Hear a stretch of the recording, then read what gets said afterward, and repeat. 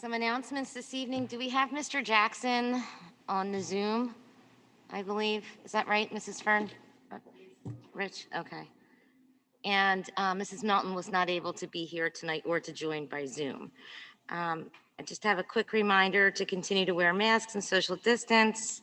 If there is anyone here from the public, I will balance comments with those in person and with those on the Zoom. We did have an executive session this evening prior to meeting regarding personnel.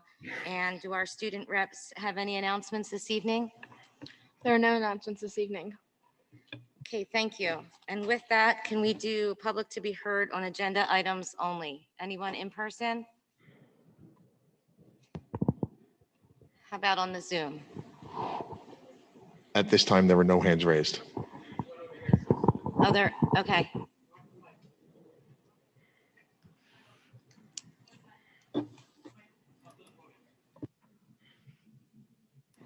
Please come up to the podium, state your name and address, and refer to which, that podium right there, and then refer to which agenda item you would like to speak on tonight. Okay, that's fine. All right, then we will move on to the two presentations we have this evening. Our first, Mr. Fink, our CFO, will present and lead a discussion of the 2021-22 proposed final budget. Mr. Fink?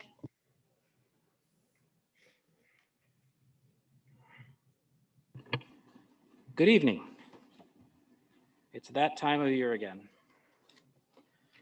Tonight we're going to, I'll present the proposed final budget for the 21-22 school year. Let me get the clicker going.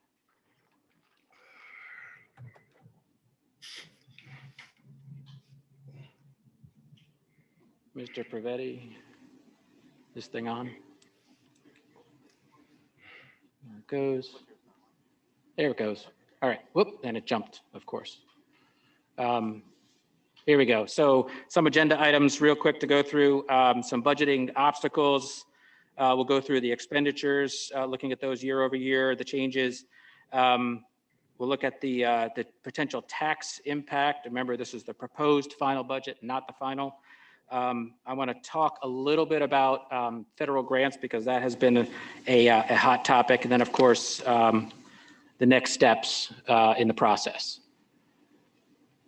There we go. So some of the obstacles, you know, seems like same issues, but only different. You know, the state budget was put forth, or at least the proposed state budget was put forth by the governor a month and a half ago.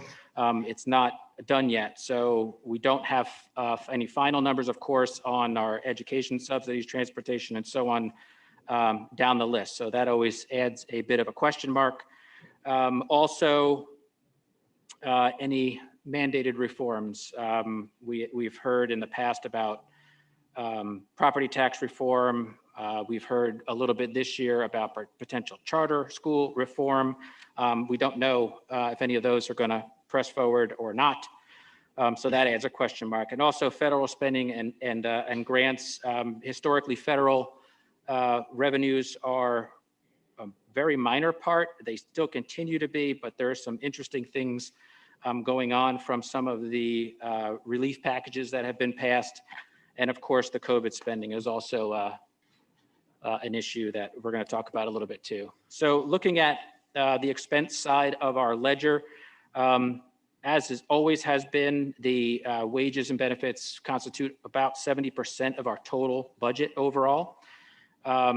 Salaries and wages going into the coming year overall, we're looking at approximately from professional, well, 1.7 million increase. This is just organic growth.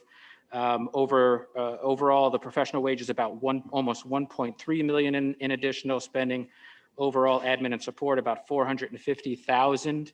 Included in those numbers are new needs at the district. So perhaps additional personnel about 820,000, professional about 156,000 of support. The related tax and benefits that go with that.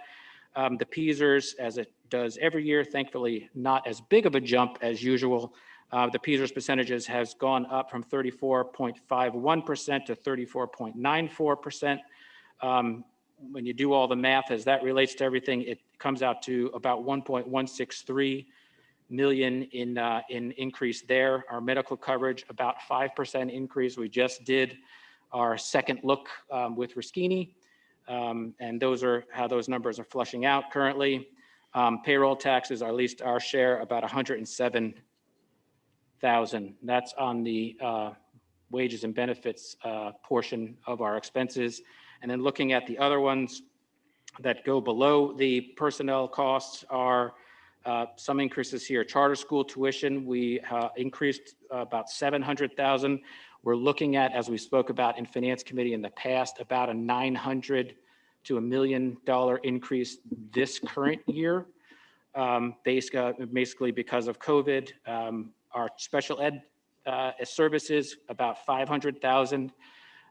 That's not terribly out of the norm due to some higher needs.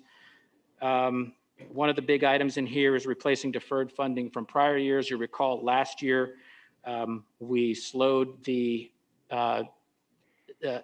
reserves for facilities and for curriculum. We need to put those back in, and we need to cover what we took out. So that equals about 1.5 million. Our Western Center tuition up about 130,000, which to me is actually a good thing. It means our kids are participating in those programs. That's how that's figured out. It's as it's used. Canvas and Zoom was not in our budget last year because it was late in the game. About 100,000 there.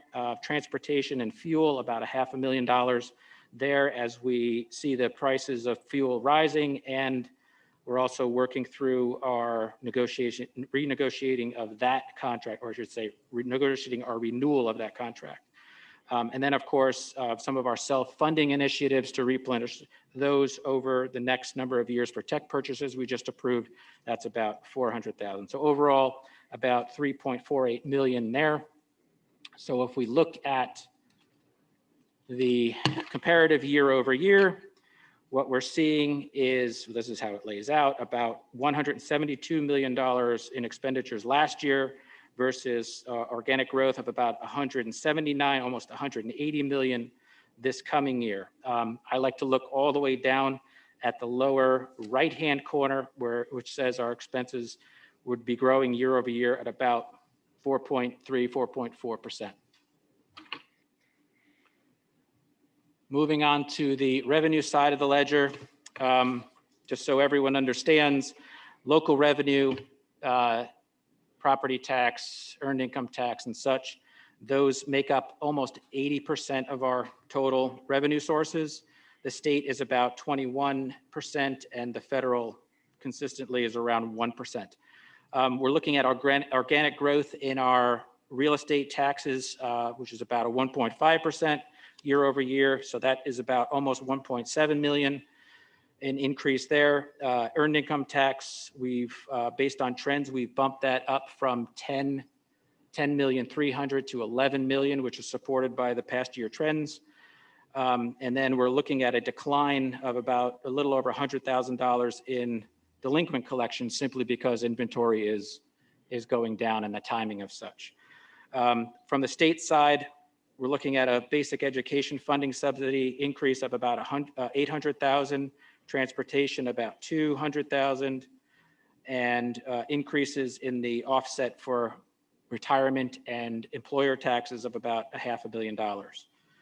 On the federal side, we're looking at, last year we got a nice surprise, but an increase in some of our title funding and our medical access funding. So we're expecting the same as we got towards the end of last year. Unfortunately, those numbers come out in the late May, June timeframe. So those are usually past when we're ready to go, but we're looking that that's gonna mirror that. So if we look at the revenues year over year, side by side, this is what we're looking at here. So the interesting thing to me about these charts is when you look again down to the lower right-hand corner, I see revenues increasing, call it around 2.5% versus the 4.3% we saw our expenditures increasing. So there's an issue to always keep an eye on there. So when I look at the proposed final budget gap and where we stand as of right now, This is the simple math. It shows us that the net shortfall is of almost $4 million, $3.967 million,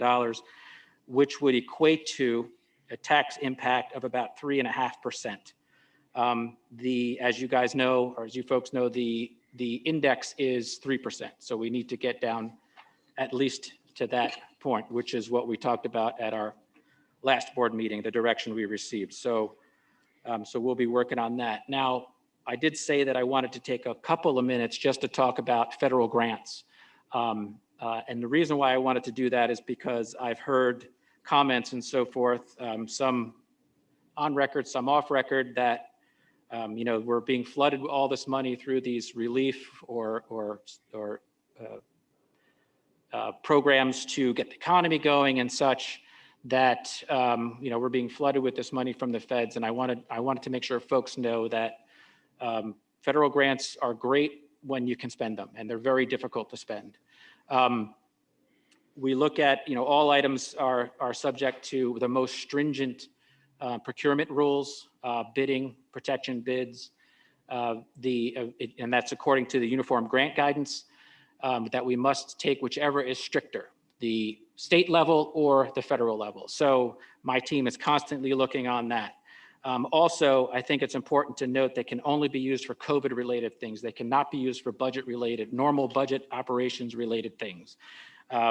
So some things that it can be used for: learning loss mitigation, academic assessments, some new equipment or purchases for initiatives relating to COVID. So some of the things that we have done, we've been able to use some federal money. For example, recently the board approved bottle filling stations throughout the district. We're able to apply that because that is a direct, correlation back to COVID. So we're doing a hands-free water system, right?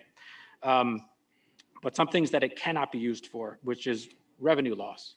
So if a district saw a big decline in their earned income tax, for example, thankfully we did not. We could not use that money to replace that revenue that was lost. Can't use it for normal year-over-year operating. Can't use it for our charter expenses. So the numerous calls that I've been on and my team has been on with the IU, with the PASBO, with state representatives has been, or representatives from the state, not our state representatives, has been that, the increases, while I can substantiate that they're directly due to COVID, because they started going up on September 1st of this past year dramatically, I cannot use federal money to cover that bridge. I have not yet seen that in writing in the grant, so I'm going to look at that further, but as it stands right now, that has been what's communicated. And finally on that, I want to let the board know that these funds are non-recurring. So one day they dry up. That day is either by the time they're all spent or September of 2023, whichever comes first.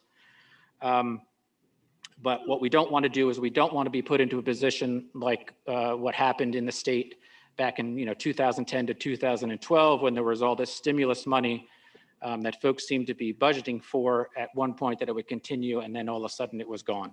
Next thing you know, you have very large budget gaps.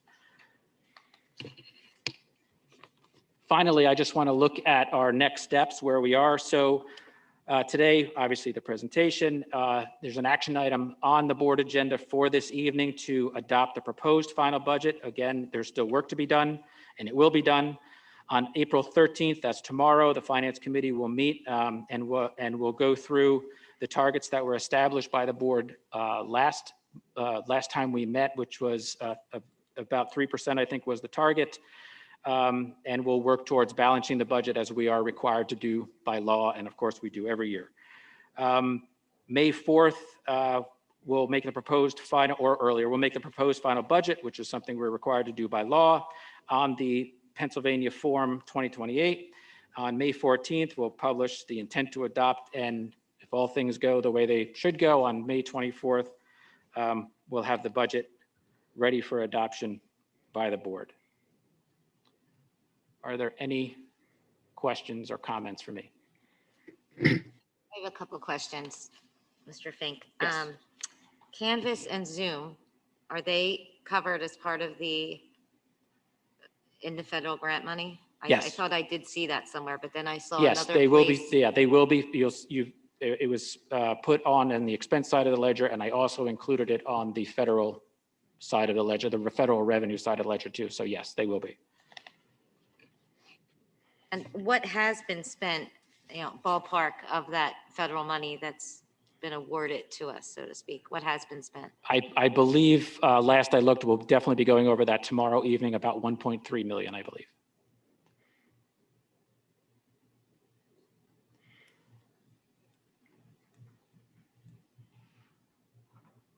Anyone else have any questions or comments or anything from Mr. Fink? Okay, thank you. Thank you. Mr. Rizzo, our acting superintendent, you're going to provide an update on the 2021-22 school year plans, please.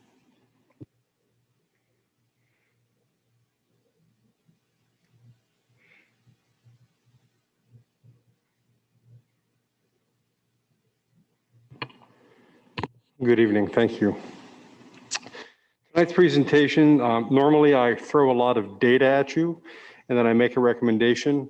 Tonight's presentation is going to take on a slightly different approach. I want to talk about how we got to collecting the data. I'm going to give you some 30,000 foot view data points to consider. We're going to make a recommendation. And then if you wish to go into the weeds with any particular details, then I have about 30 slides that illustrates the data that we collected if you're interested in all 53 slides of the presentation. First, I got to turn this on, I guess.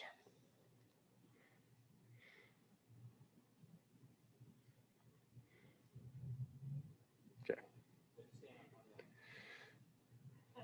It worked. Okay.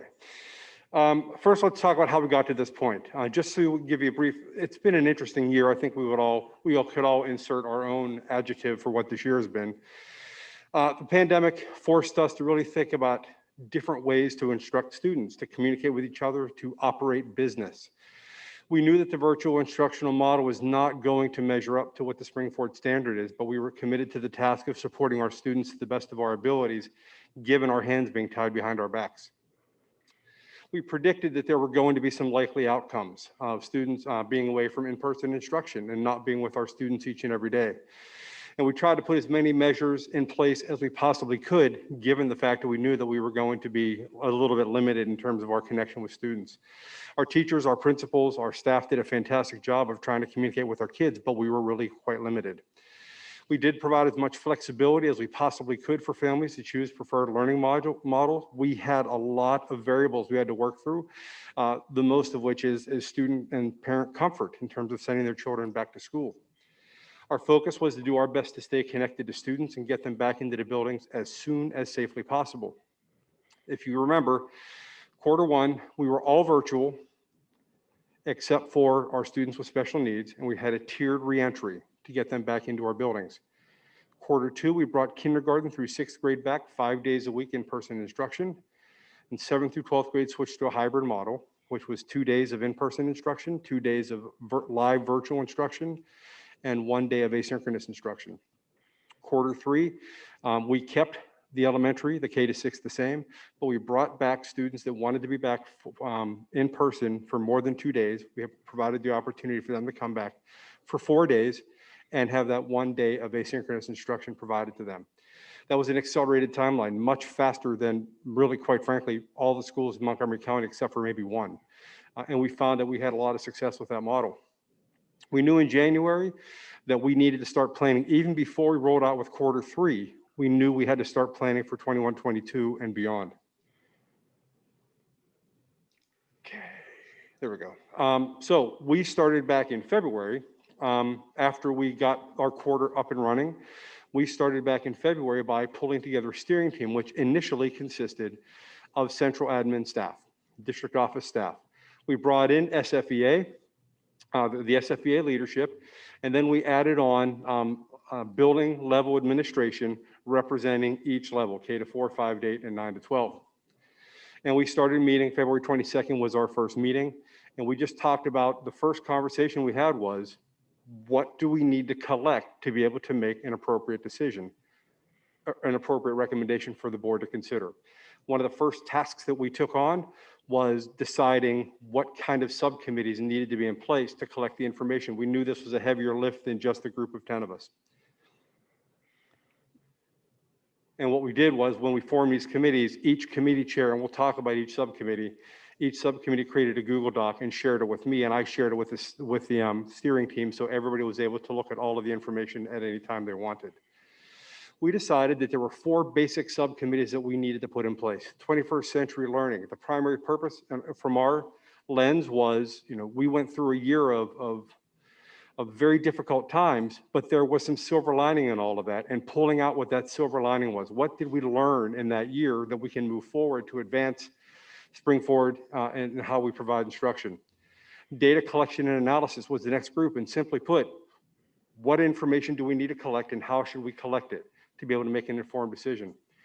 Special education, a very important committee, and that work's going to continue on. It's what do our students need, whether they're virtual, whether they're cyber, or whether they're in person. How do we mitigate things like learning loss? How do we deal with compensatory education? Those types of things were some of the things that fall under that umbrella. That team dealt with IEPs, 504s, English language learners, and GIPs as well. The last group is virtual cyber focus groups. And that was a group of folks that looked at what they did the past year, identified things that worked, identified things that didn't work, and really had a good, robust conversation about what best practices could we put in place for those types of environments. Now, those are the 4 committees that came out of the steering team, but we still had 5 other groups that were gathering and talking just in general about what happened that applied to whatever we're going to be doing in the fall. Our curriculum instruction department and administration was working on summer RAMs, which is focused towards recovery. Recovering learning loss, providing opportunities for our students to gain anything they may have lost. Springford Cyber Learning Core team meets regularly, working towards enhancing the experience, enhancing recruitment, and embedding best practices in our cyber program. Our special ed supervisors typically working on ESY, which is going to remain largely unchanged for the summer, but also what other summer and after-school offerings can we offer in the fall to help our students with special needs be able to recover some of the learning they may have lost. And lastly, I meet regularly with our CSEP, which is Chief Boyer, and our department nurses to talk about how things are going, COVID related, and we share a lot of information back and forth. These are all meetings that occurred above and beyond our regular planning. So what went into the planning? So far, we've had 16 meetings amongst all those committees, 95 staff members, all grades, buildings, disciplines represented, a millennium worth of professional experience in public education, which I just love that statistic. When I think about what was happening in 1021, a lot has happened since then. So we have a lot of years of experience, and the work continues after tonight. What I tried to really stress is that the presentation tonight is a pause point. The work wasn't for the pause for tonight. The work was for what's going to be happening in the fall. So there is work to be done even beyond tonight's presentation. So as mentioned, we had 4 subcommittees. The first one is the 21st Century Learning Subcommittee. I know those names are hard to read, but I wanted you to have a graphic of the number of people that were involved in that subcommittee. Special thank you to Gina Romanelli and Sarah Toback for being the co-chairs of that committee that facilitated the meetings, that took the notes, that developed the guiding questions, and that moderated the discussion. They met on those 2 dates right there. I'll give you a second to review those names.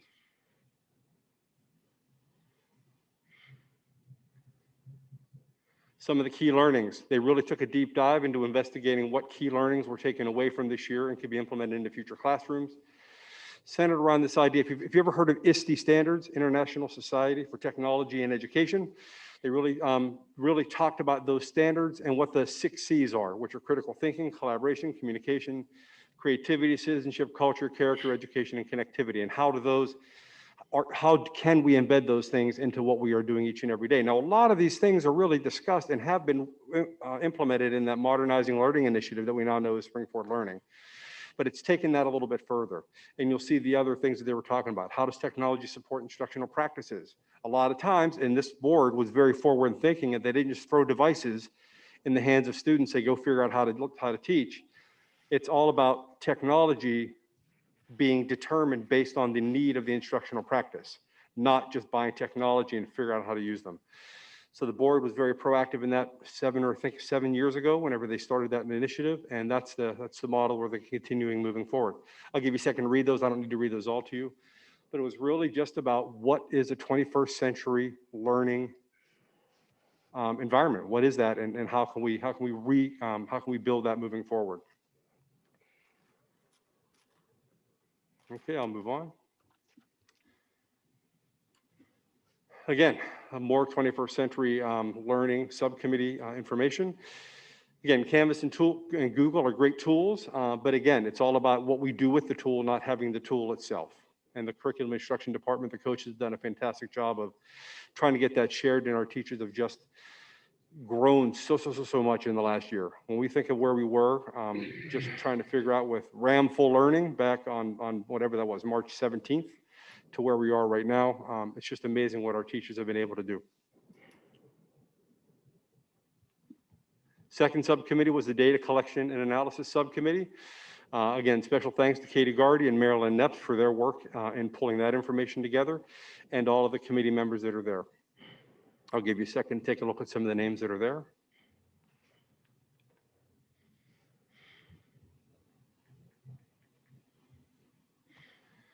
And again, we found 5 basic areas that they felt like we needed some information: academic, engagement, social emotional wellness, behavior, and then other, which is the quarantine recommendations, student parent opinion, supports, technology, those types of things. A lot of the survey information that we sent out to our staff was based on these 5 areas. The next subgroup is the Special Education Subcommittee. Thank you to Amy Obelak and Molly Smith for driving that discussion. And I'll give you a second to look at all of that. That's our biggest committee. A lot of expertise in that area. That really, and the last session I was in, I popped into all the committee meetings as much as I could, but they had breakout sessions where there were some really nice engaging discussions going on a smaller scale. So they really did a lot with the technology they had and the time they had.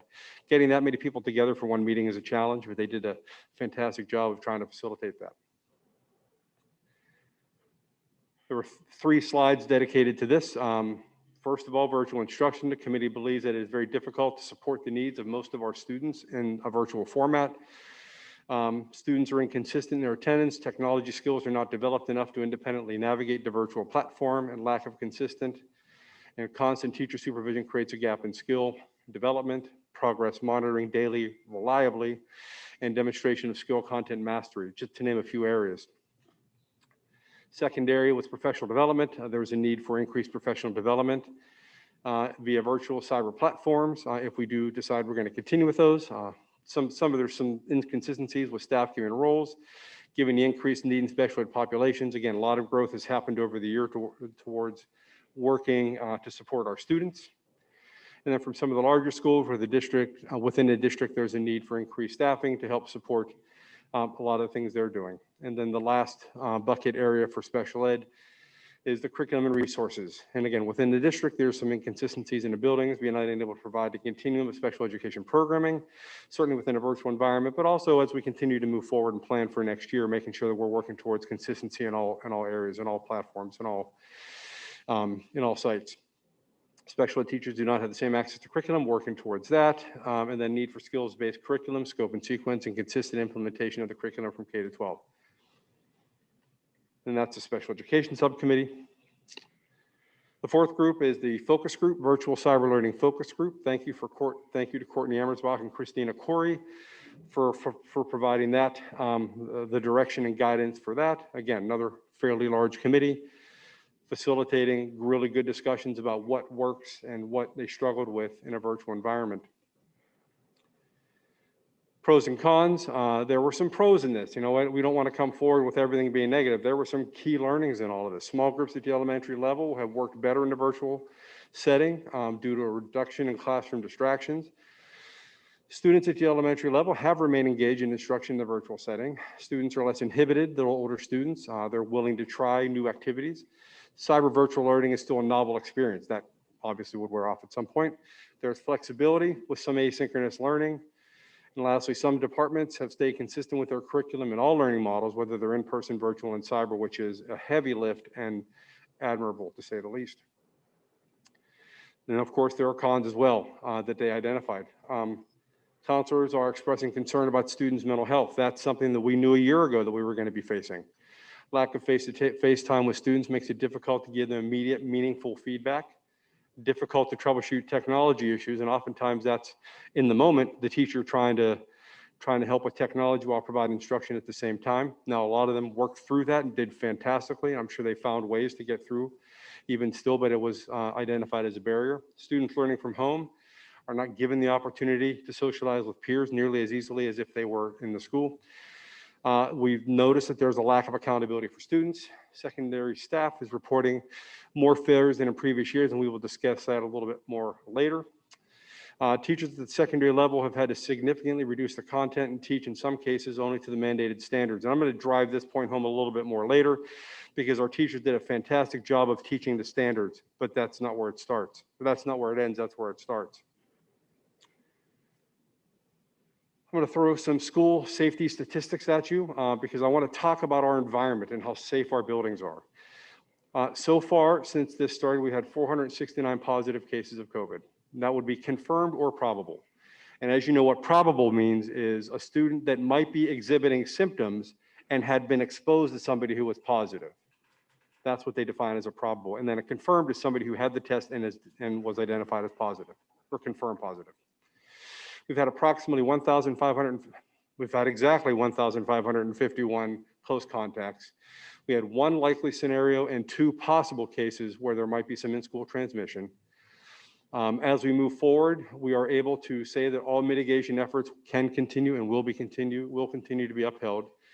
We are continually able to guarantee 3 to 3.5 feet in all settings. As you all know, the CDC has come forward with a recommendation that 3 feet is now safe in schools. And while that has not necessarily been universally adopted, it is something that schools are using to be able to open back up. Again, we are going to continue to guarantee 6 feet at lunch so that we can take masks off safely. That has not been reduced by the CDC. With masks off, they still want to see you at 6 feet to ensure safety while they're eating with the masks off. Modified quarantine, you're going to start hearing about that if you haven't already. Some counties are doing this modified quarantine where if students are in school and they have a mask on, they may not have to quarantine. There are some other criteria that go in place. If they do not have a mask on, then they would have to quarantine. Montgomery County currently does not support this model, but if this is something that gains some traction or is supported by Montgomery County, that is something that we would be interested in exploring a little bit further. Next, let's talk about some of the impacts of virtual instruction. We have seen an increase in student failures. We've seen our secondary grades 7 to 12 have had to modify percentages for passing grades to keep students moving forward. Essentially what that means is they've shifted the bar that if you score a 40 or 50%, then they would have a lowest percentage to ensure that you have a chance towards passing the year. That could be a 50%, that could be a 60% to kind of help students during this year because we know that it's been such a challenging year. The slower instructional pace is the one that I want to talk about. And I'm going to give you a little bit of an analogy, so bear with me. So imagine you're all holding an empty glass, okay? Now throw a bunch of rocks, big rocks in that glass. Those big rocks represent what we call the standards or the eligible content, which is what we are mandated to follow whenever we provide instruction. And that's what we're assessed on when we have keystones or PSSAs.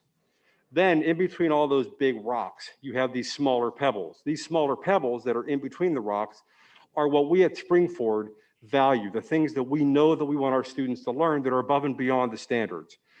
And then imagine one more layer, and that's pouring sand in between the small pebbles and the rocks. That sand represents the nuance of teaching, the artistry of teaching. That's really what makes the teacher a teacher, what makes them kick and go and love and do what they do. What we were able to do this year is provide the big rocks. We were able to provide some of the pebbles, but the hands have been tied, so the teachers have not been able to cover all of the pebbles, all of the things that Springford values, and they've not been able to dive too much into the nuances and the artistry of teaching, which is what we normally are able to do whenever students are in person. Hopefully that gives you kind of a picture, because whenever we say we had to cover less content, it makes it sound like we didn't get through what we needed to. We have gotten through what we needed to. We just didn't get to all the things that we at Springford value and see necessary in a Springford education. Difficulty accurately assessing students' academic performance. We have not been able to assess students the way we normally assess because we don't have a consistent platform to do so. We've noticed disengagement and detachment from virtual students. Students have pulled away from their peers. Students have gone more withdrawn. And whenever we see that, that's whenever we reach out to students more. And as long as there's a virtual option in place, that makes it more challenging for our professionals to ensure that our students stay connected to each other. We've seen an increase in referrals for counseling. That's both school counseling service and crisis counseling. We've seen an increase in special education referrals. We've seen an increase in elementary IST and secondary SAP referrals. Generally, teachers are reporting that they do not know their students as well as they do on a normal year. Attendance has decreased. Our attendance rate are not as high as they normally are. And this requires the attention of more staff or shifting students. So if we shift to a virtual environment, if we continue moving forward with a virtual environment, we're going to need to add more staff, which is very difficult to come by. I'm sure Ms. Leese would be happy to attest to that. Or shifting students, which means that we pull students like we did this year in the first quarter. We reshuffled the deck and put students with different teachers to be able to accommodate both in-person and online instruction, neither of which are favorable and are things that parents have expressed concerns about. So those are the big impacts we noticed this year. That's all supported by the remaining 30 slides of data. That's more or less the synthesis, what you're seeing right there. In talking with the nurses, they believe our buildings are safe. They want to see our students back in school, and they are encouraging an all-in approach as well. They acknowledge that if social distancing, if that definition does not change, meaning 6 feet for 15 minutes, if we are less than 6 feet, it's going to mean that more of our students are going to continue to be quarantined, even though they may not be positive or may not transmit. They do support continuing the mitigation efforts to the extent feasible to ensure safe environments. And then we are seeing that we may not need to utilize the health annexes. We're still planning on having them in place for right now, but we are continuing discussions about whether that's necessary or not.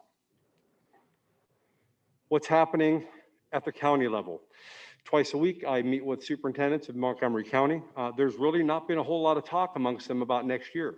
A lot of talk right now about fourth quarter, about how they're going to finish the year. We haven't dived too deeply into what next year is going to look like. One of the things that they have been talking about is needing to have an asynchronous virtual option. They are working with the IU to see if there's some kind of option they can pull together and work on. That's something we already have in place. But they have all expressed an overall desire to return to some form of normalcy with the beginning of the 21-22 school year.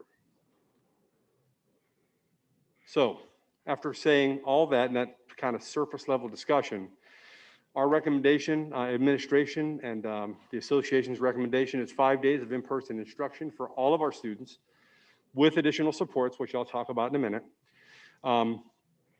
with a commitment and very limited switching to and from Springford Cyber Learning, which would be the cyber option that we would like to have in place.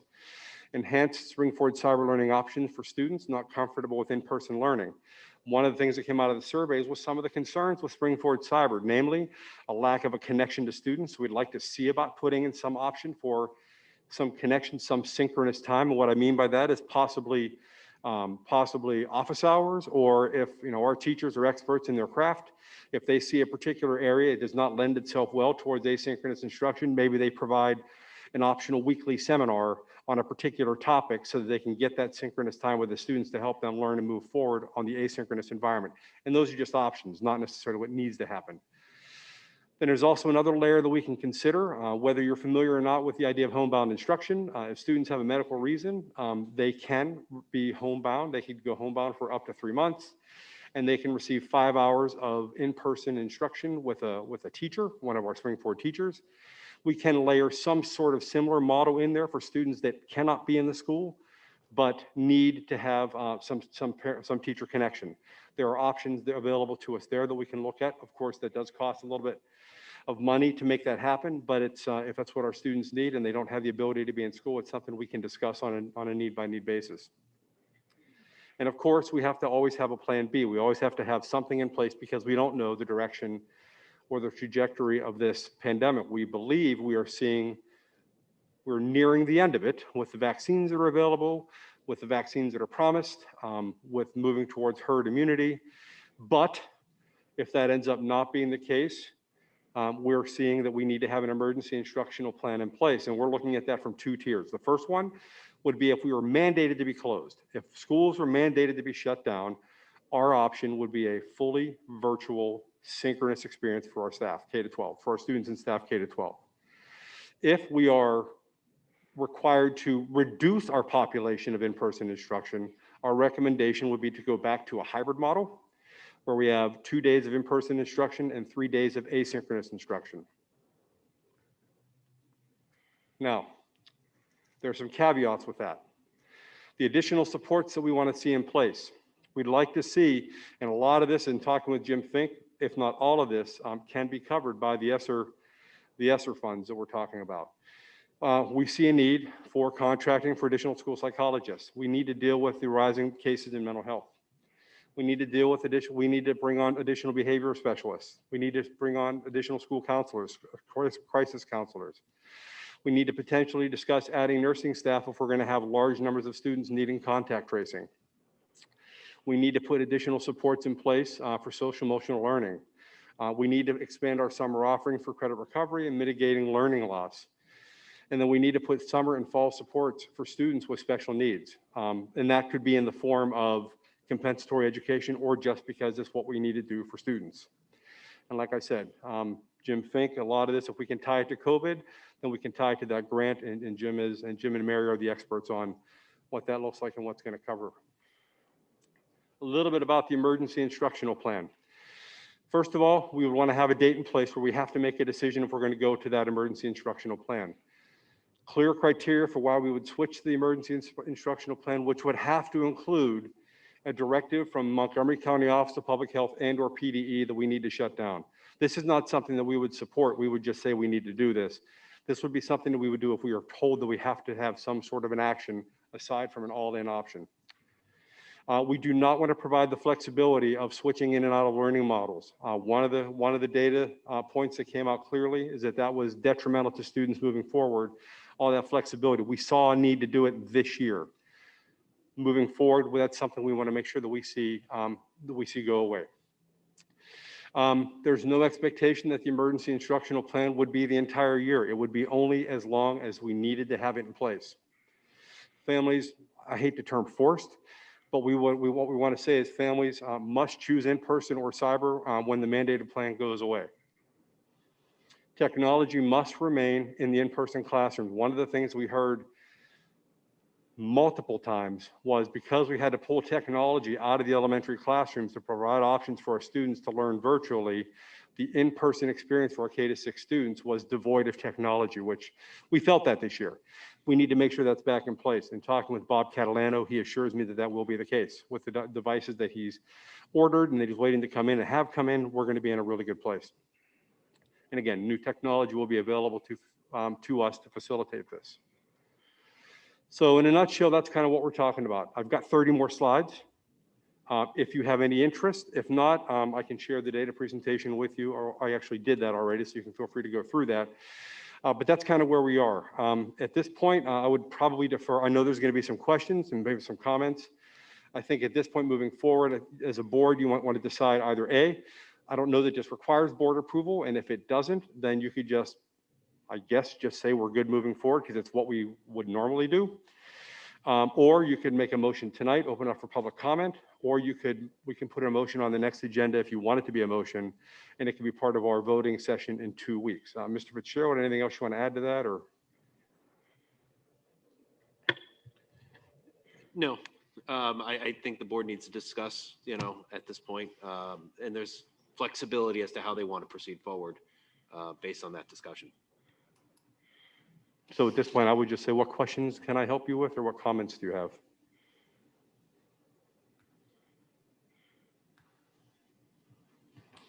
Well, I just want to thank you. I thought that was a great presentation with a lot of really great information, and I did look over all your data slides, which were very informative and a lot. So I just am happy we're not sharing all the minutia. I think you distilled it very well. I just also am really thrilled too that you're looking at using the ESSER grants to help with the social emotional learning issue, looking into psychologists, counselors, crisis behavior specialists. I think that's really important. And also the lost learning over the summer with something I'm going to talk about later that covered in the committee meeting. So I think that's really great and very needed. So as far as questions, I just think I also am a proponent of getting everybody back in for 5 days a week next year, because I think that we saw the impacts of virtual instruction. And while it was necessary, the mediation to phase everybody in because we didn't know enough about this virus and state and county rules and mandates, I think I've been very satisfied with what our school has been doing to keep the population safe. The teachers are vaccinated. We've done a great initiative with that. I feel like the kids are following the safety protocols, and it's been proven to work very well. And the nurses are doing an incredible job. So if the nurses support the all-in approach, I think that's a great idea. Could you briefly give a little bit more information on the credit recovery program over the summer? You know, without going into a lot of detail, but I found that to be an interesting idea. So traditionally, Springford has essentially an online summer school that is geared towards credit recovery, and they use the platform Eduseer to do that. And what they do is they'll work with a modified curriculum to get them the basics that they need to be able to pass the course and allow them to move on. That's essentially what it is in a nutshell. Okay, thank you. Yep. Mr. Rizzo, Yes, sir. there was a near the end of the slide, the additional support. Is there a projected cost? I know there was discussions regarding potential grant coverage there, but do we have a worst case scenario we're looking at, or a ballpark we're looking at to provide that additional support? That's a good question, Mr. Jackson. I do not have that exact dollar figure at this time, but what I will have is, as we discuss more internally about what that's going to look like and how we're going to provide those supports, we will be bringing that number forward by way of a board update in the future. All right, could we also do the same for projected technology costs, just so we know what we're looking at big picture? I mean, I think the presentation was very good, excellent, matter of fact. But I would like to get an idea of what the potential cost is across the board, just so we know what our full exposure is. Fair enough. Thank you. I want to add on to what Mr. Jackson and what Mrs. Fazzini had said about those new positions there that would be paid for by the ESSER grant. As Mr. Fink said earlier, when referencing the grants, it's a one time. So these people would not be here to stay permanently then. They would only be here for the interim. What is the thought behind that?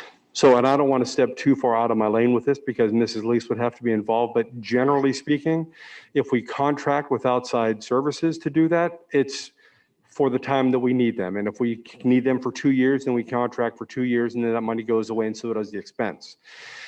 The other option is to consider hiring if we know there are going to be some retirements coming up, and then you would just somehow backfill that way. And that's the part where I'm out of my depth. I would defer to Mrs. Lease to speak to that a little bit more. But what I'm proposing would be contracting services. And then you also said that the nurses are in favor of this also. You did consult with them and with the teachers. Did you talk with them as well? Yes, we talked, both the nurses and SFVA is on board. Yes.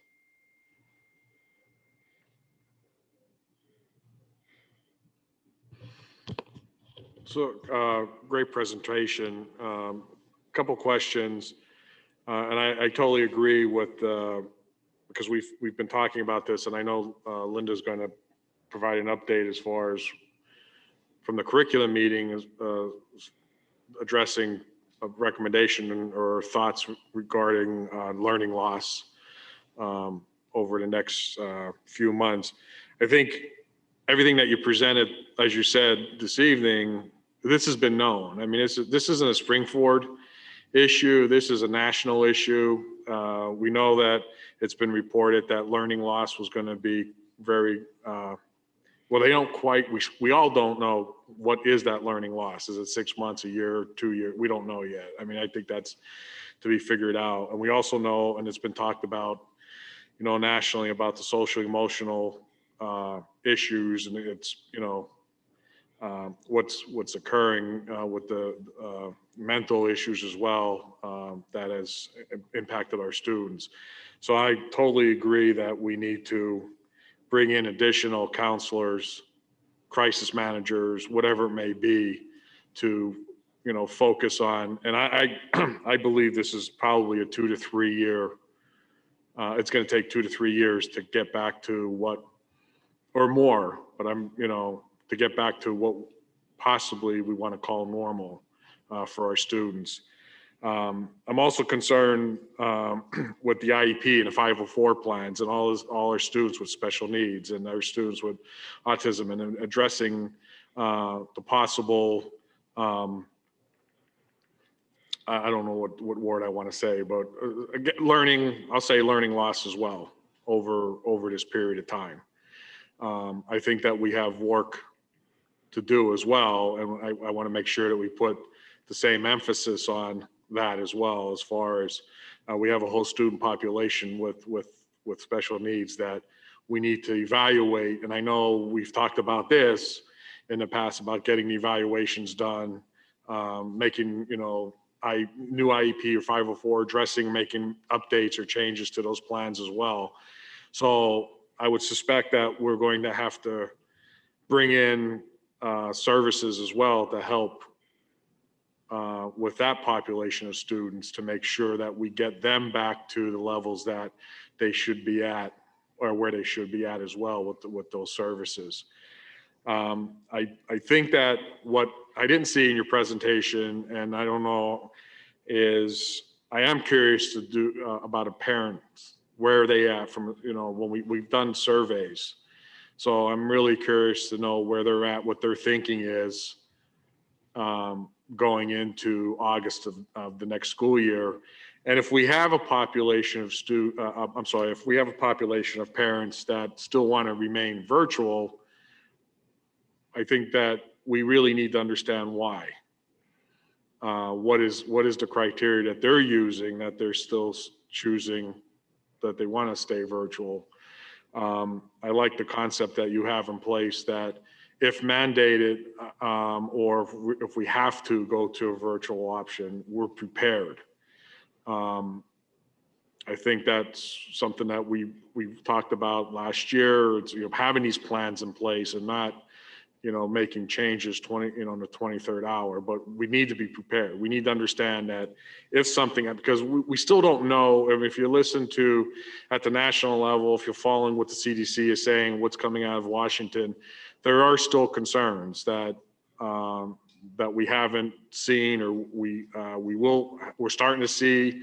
I don't know. I think that I think everyone's proceeding forward with caution, which is fine, but we need to be prepared to what that looks like. So I think that my personal feeling is that we need to think about doing some type of survey of the parents, understand where their thoughts are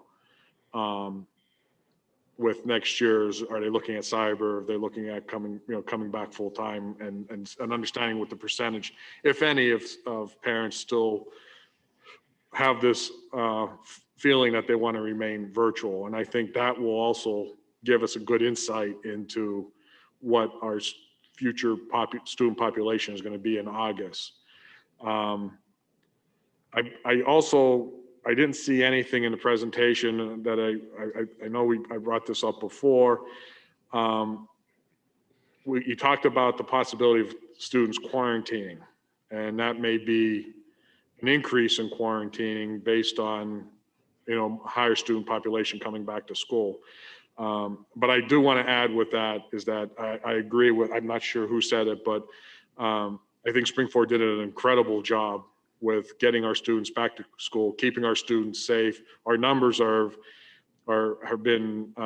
demonstrated that the district administration and everyone involved has done a great job in putting the processes and procedures in place, working with the nurses, doing everything possible to keep the students safe and mobilizing and moving quickly when we had a positive case identification. Because if we recently just saw a neighboring school district had to shut down their entire high school.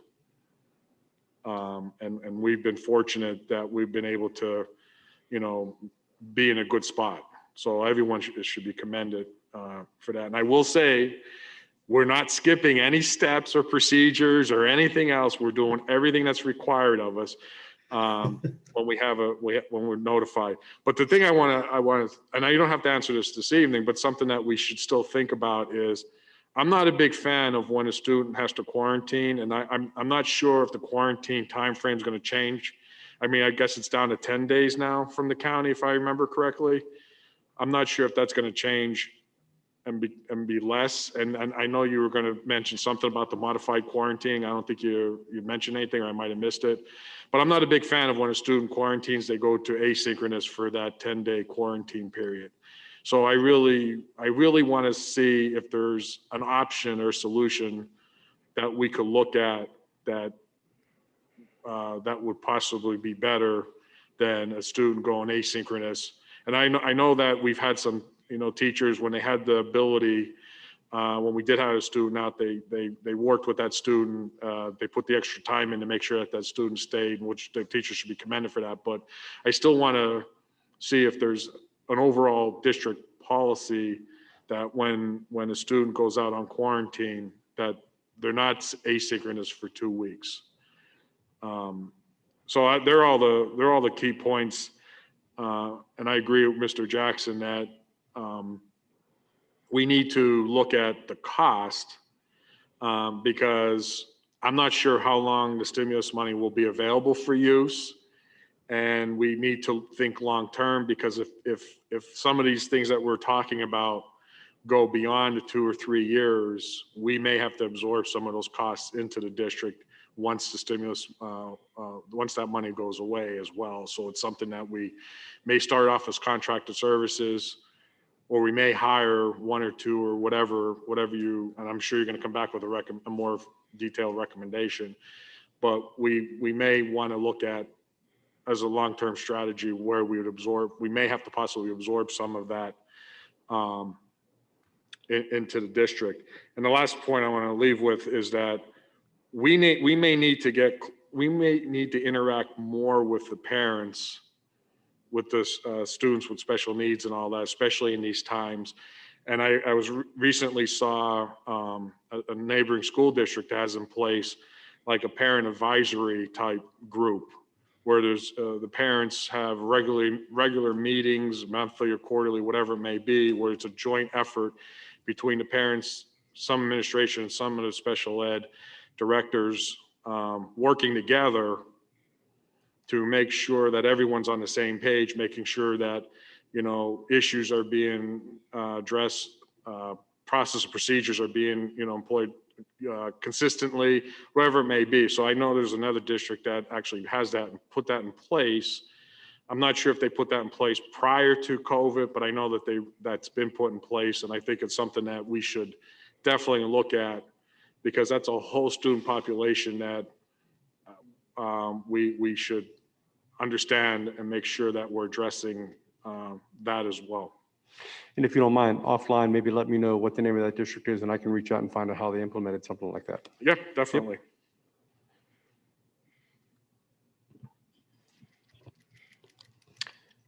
Mr. Rizzo, it's really great to see good leadership. Thank you very much for compiling all this. And it's just,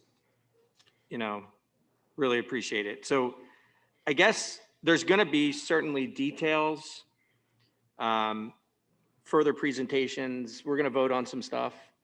But I mean, can we get this sort of done tonight, or what needs to happen? Because I'd like to give our staff, students, parents, community clear direction that come August, we're going to do our best to be back in school like we used to be, right?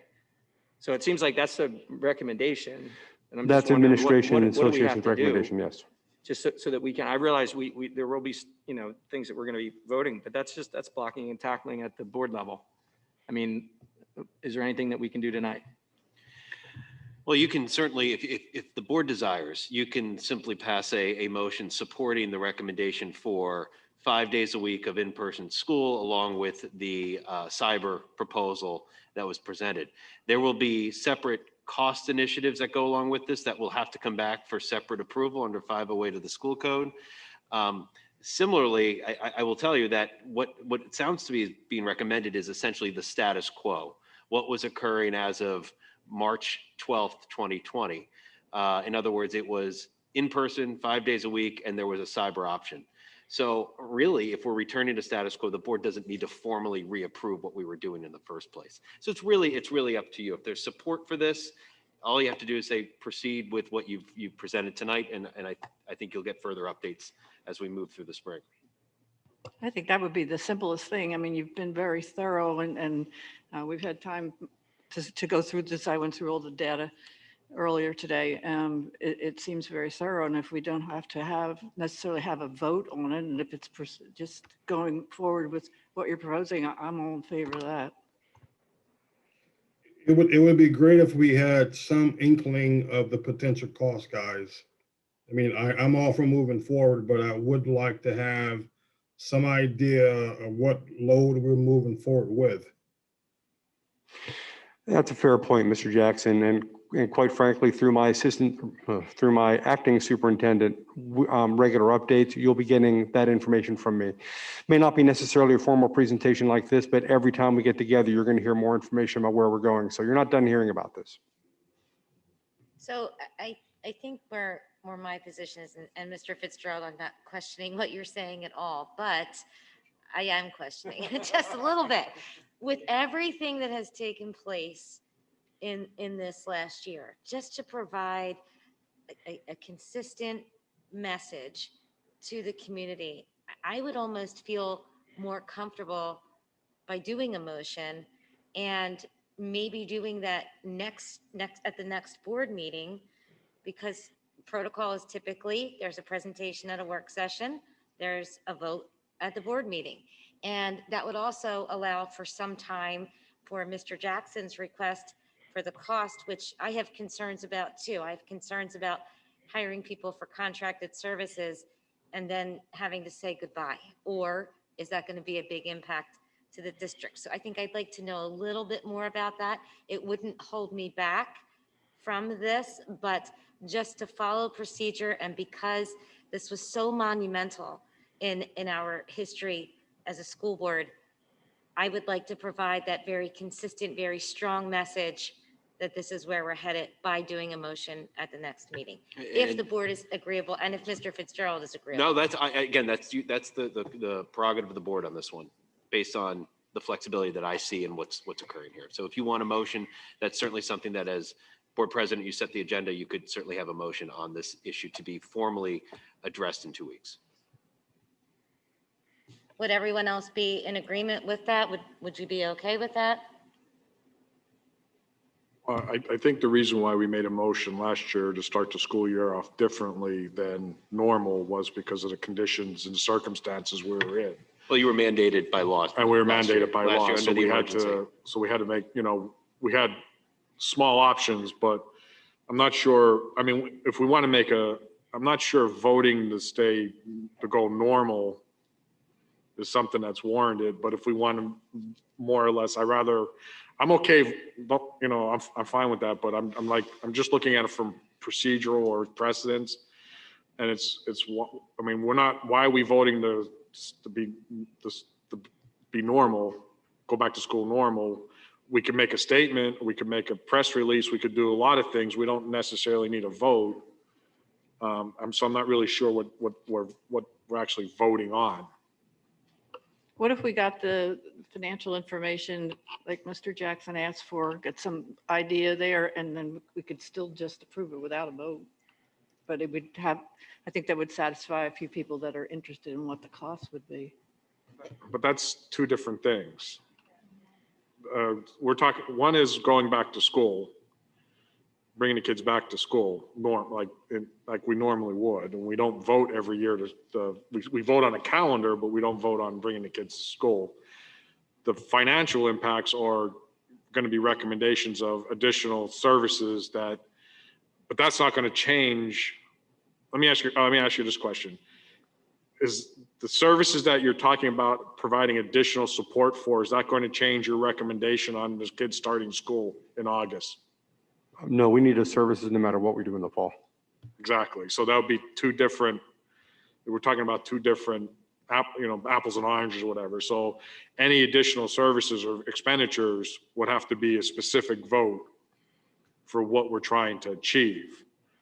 So that's where we separate the two. So I'm fine either way, but I still believe we need to survey the parents somehow to find out if there's a percentage of population out there that still want to have this feeling of staying virtual, because then once we know that, then we could talk and understand what they're thinking or what their concerns are. I don't want to just leave them out there. No, I think that's a good point. And we talked about that at the steering level about surveying parents. And one of the data points that came out of the data analysis subcommittee was, students that are coming back in the fourth quarter, why did you choose to come back in the fourth quarter? Getting some of that information. So getting the information is certainly never a bad thing. I just want to make sure that when we send out a survey that we make it very clear that we're collecting information so that not to inform what we decide to do, more so just to kind of see what the pulse is out there. And I'm fine with that because that goes right to exactly what I'm saying. I'm just trying to understand if parents if they're feeling they want to stay virtual, and we see what that possibly small percentage is, which then we can find out why. What are we missing? What's the concern that that we're not hitting or whatever it may be? It's informational purposes that will help us continue to refine what we're doing as we proceed forward. So are you talking about incorporating a virtual component to it then, or taking the information that you find from parents that may want to have a virtual option and seeing if we can incorporate that into like our cyber option or something like that? I want to get information. I want to understand if there's a population of parents that want to remain virtual. I want to understand why. And then based on that information, we will then figure out what we need to do to address that concern. Can we go back to the infrastructure of the presentation? I guess my question is, Mr. Rizzo, and I agree, Mr. DeBella, these are two separate items, but they're also connected. At least that's what I need clarity on. Could we move forward without the additional support? You mean with any option? No, I guess basically my concern here is, have we boxed ourselves in, or are we boxed in from the perspective that the recommendation, the desire to move forward is based on the additional support having to be there? So is that additional support or need or a want as far as to advance to 5 days? So let me try and address this. If you're at all familiar with a title services or RTI model in the pyramid, so you have tier one, tier two, and tier three. So for me, tier one is the all student group, and that is we need to get all of our students back in school so we can see them, we can service them, we can support them. Tier two is usually about 15% of the population that are going to require some extra services. Whether we have a virtual option or not, those students are still going to need extra services. So we need to put something in place to support them. And then tier three, which is usually about 5% of your population, they require very intense tier two, tier one, and additionally tier three supports. So for our recommendation, we need to have those supports in place regardless of what we do. If we're in person, we satisfy tier one, which is 80% of our population. And then with the tier two and tier three supports, we can deal with our most intensive students at the same time. Does that Okay. answer your question? Yeah, I can take that. So the next hard question becomes, this additional support, is this everything that you need? I knew you were going to ask that question. Of course. I would say at this. And you can at come this back point- at a later date and give an answer, but I really like to know that this is everything going in. All Yeah, this. I would just say at this point, and again, I said the work isn't stopping now. So the Yep. answer is not yet. I'm not willing to say that this is everything we need yet. I'm willing to say this is a really good start to get us closer. Okay. All right. Thank you, sir. Okay, so with all of that under consideration, and thank you, Mr. DeBello, for being able to go either way with that, I'm going to add that motion to the agenda for next week. I do think that we've heard a lot through this whole pandemic about clear messaging and communication, and I do think that this is a way to do that. And in the meantime, in the next 2 weeks prior to our meeting, you can continue to move forward with your planning, and then I would like to see a motion on the agenda at that meeting. So, thank you. You're welcome. Thank you. I got one last question, and really a statement or an assumption. So, Mr. Rizzo, based on this additional support, I'm assuming Ms. Lees has already shaken the trees or starting to look at the trees for where this additional personnel will come from, or seeking out this personnel. So that would be a combined effort through Ms. Lease, but also through our special ed supervisors and Yes. reaching out to our outside service providers. But yes, we are Okay. already looking into that. All right, thank you, sir. All right, any other questions or comments for Mr. Rizzo? All right, thank you, Mr. Rizzo, for another great report tonight. Thank you. We'll move on now through the agenda. Our first action item is the recommended adoption of the proposed final budget as was presented by Mr. Fink a short time ago. Is there a motion to approve that budget? So moved. Second. Questions or comments? I just want to make sure that everyone understands that this is just procedural at this point. It's for, and this is for the public as well.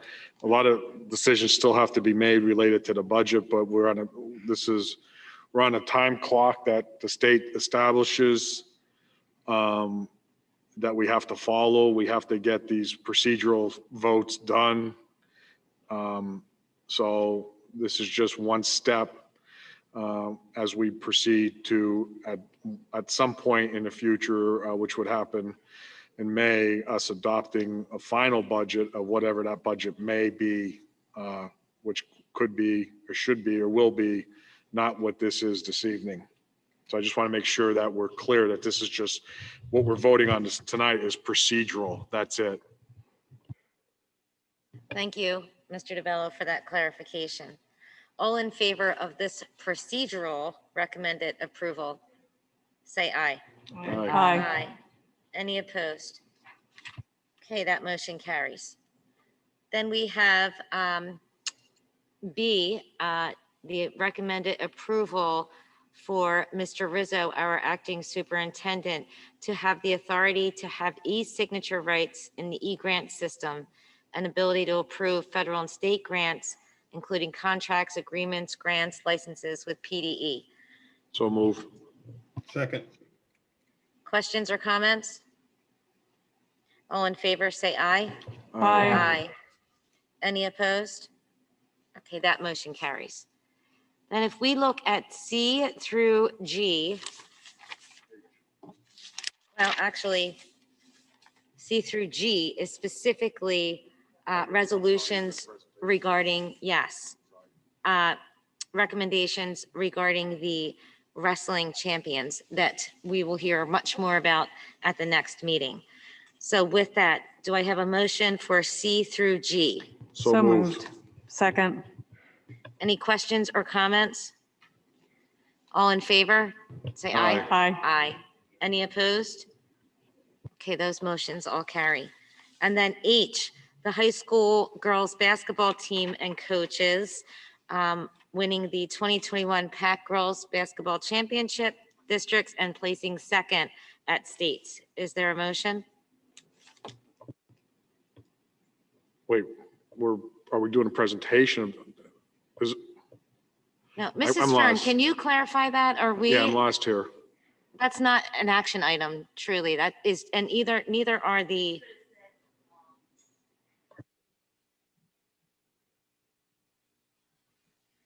Okay, so are there any questions or comments? on- Wait, take a step back. You're not doing a presentation. So is there a motion for the resolution? Correct. Is 20 there a Approval of the motion res- for the resolution for the high school girls basketball? So moved. Second. Questions or comments? That motion carries also.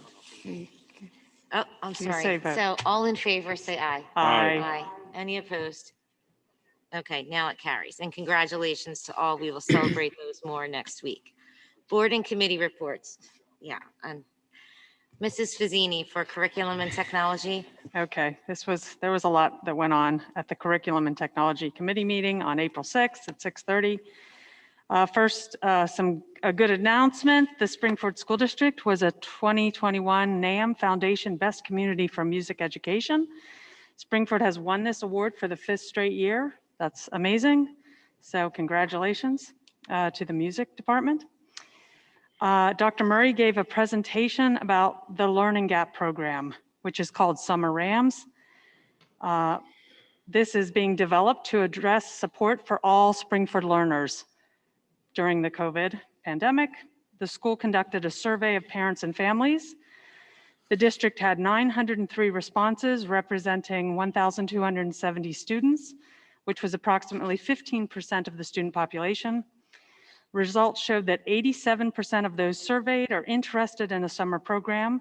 Approximately 10% of the student population is interested. The highest interest was K-4, slightly less, 5 to 8. So this Learning Gap summer program is just for the K-8.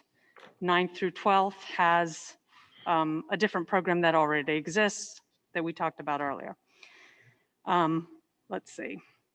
There's great interest in virtual. There's more interest in virtual than in person, but most families want flexibility for scheduling sessions. At this time, the survey breaks down to approximately 100 kids per age group who are interested in summer learning. The department has put together the Summer Rams program. They're proposing a 3-tiered program. It's items A and B on the agenda tonight. Tier 1 is an adaptive program with assessment, placement, instruction, and practice on a digital platform. This would be for K-8 and use on personal or district-provided technology. Tier 2 and 3 provides math and ELA instruction only for students who are struggling. It provides assessment, strengths and skills, and addresses lost learning with virtual and in-person options for K-8. They're looking to offer 3 two-week sessions, half-day programs, either AM or PM. They want to use iReady to assess students' needs and develop Springford curriculum. The biggest factor in this is going to be staffing. Big surprise. That's been our biggest factor during this whole thing. There will be some overlap with ESY, extended school year. The administration has sent a survey out to the teachers to gauge staffing interest and availability. Okay. Cost and funding. Total request is $275,000. But we did have a discussion. It was mentioned they need to work on adding maintenance and cleaning costs. So that might change. So this is to be funded by the ESSER's COVID funding to support learning loss, which I've talked about tonight. K-4 will be held at Upper Providence Elementary, and the Flex building will have 5 to 8. 9 to 12 will be handled with credit recovery and Springford Cyber Learning as it always has been. Next, there's curriculum review, which is a large part of the agenda. Social studies is being reviewed or it has been reviewed, and it's up for renewal. It's a 6-year license. It's items F, G, H, and I on the agenda. K through 4, 7th and 8th grade science, 7-year license. Those are items C, D, E, M, N, O, P, and Q. And honors biology is item J. Title I purchases are items K and L. These are required for parent and family resources, and they're being funded through Title I money. Let's see what else. Cyber learning proposal was presented by Dr. Heidi Rockland. So this is a plan for the future of Springford cyber learning, focusing on growth and reaching out to the community. She presented the proposal, which would move the platform to Canvas so it will align with the Springford catalog. We would build courses starting immediately, and all courses would be eventually on Canvas proposed by 2030. They looked at Downingtown, and Downingtown took a solid decade to transfer all and build out all courses. So they looked at that as a model. Professional development is needed to build and teach cyber courses. They would like to secure a physical space, a cyber hub, and they're talking about using the media center for that. And they want to secure buy-in from the public and the board. Components that are needed are staffing. She listed a bunch of the staffing needs, funding for the staff, and the systems. Staffing kind of rolled out to be around 500,000. Course building and professional development was 750,000 or less, and Ingenuity subscription, which was 77,000. So the total investment came in to be about 1.2 to 1.4 million. This is over a period of time. Return on investment, if we can get students back to our cyber school, would be about $13,000 for a basic education student or $30,000 for a special education student, if we can recruit them back. Some of the funding may be covered by the ESSERS grant, but obviously not all. And that's, again, not a recurrent funding. Currently, 400 students are enrolled in Springford Cyber. 109 have committed already for next year, 9 to 12. April 14th is the enrollment date for K to 8, and then we'll know how many are gonna commit from K to 8. Okay, there's more. Mr. Rizzo is working with Springford or SFEA on course building, and they formed a course building committee with 3 teachers who have experience. They're creating a set structure or a standard framework for all teachers to use to build out courses. This is really important because an overview of successful cyber schools stress the importance of having a framework if you want to build courses. And then Bob Catalano presented for technology. The great news there is that the 7th and 8th grade Chromebooks have finally arrived. Hallelujah. The technology department is deploying them this month, then collecting, cleaning, and repurposing the old equipment and distributing them to the elementary buildings. Under technologies, there's an item to support virtual teachers, 38 standing desks, and the 31 cameras purchased using the unassigned fund balance and reimbursed with the ESSERS grant for COVID supplies. That's item R. There's a Zoom webinar for virtual meetings to renew that for 2021-22. That's item S. And then item T, if you read that, that's a word revision of a motion approved previously, but we had to change the vendor to reflect multiple vendors, not just one. So that's it. That was a lot. The next meeting will be Tuesday, May 4th at 6:30 p.m. in the high school principal's conference room or on Zoom. Thank you. Any questions? I have 2. With Mr. Rizzo's presentation, this particular item is not listed, so it is not the intent to try and roll this out next year? Which item are you talking about?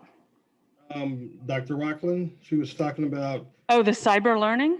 No, Right. it's not her intent to roll that out next year. That's kind of her intent to look at a proposal of cyber learning over the next as we want to develop it over the coming years. But if So whenever we do that- decided to do, I'm sorry, Mr. Jackson, we decided to do Springford Cyber Learning last year. We had initially projected it would take at least 2 years for us to prepare to do our own cyber on Canvas. So for next year, we're going to move forward with our current plan of Edgenuity. And then we're going to start building courses for the 22-23 school year and beyond. So with that being said, there would not be any grant money that's applicable to this. If this is gonna get pushed out a year or a year and a half, am I reading that correct? Or maybe not? I guess it's all in the writing. Our goal is to, because we can make a very good case that the need for Springford Cyber Learning was COVID related. So we're going to work with Jim and his wordsmithing to do our best to get as much of this, if not all of it, approved using the COVID grant money. Jim, if there's anything else to add to that, feel free. Okay. But we're saying 1.2 mil, Ms. Frazina might be off for 100,000 or so. But then that's just the start. That's not a complete program. So this will continue to evolve. There will always be a recurring cost when it comes to Springford Cyber. And again, our goal is part of the goal, the long-term goal is to bring our students back from outside cybers, which then frees up some funds to be able to support this. No, Mr. Rizzo, that part I understand. I'm trying to get an understanding of. You're where- right, though, Mr. Jackson. I mean, a big portion of this cost is going to be course building and professional development. That's a big chunk of it. I mean, which is the startup cost. And Okay, once that's done, yeah, so you got to build the Springford catalog. You got to build those courses. okay. All right, thank you. So I think we just want to make sure that there's a end of life to the money, right, Mr. Correct. Fink? So if there's an end of life to the money, we should be looking at putting in now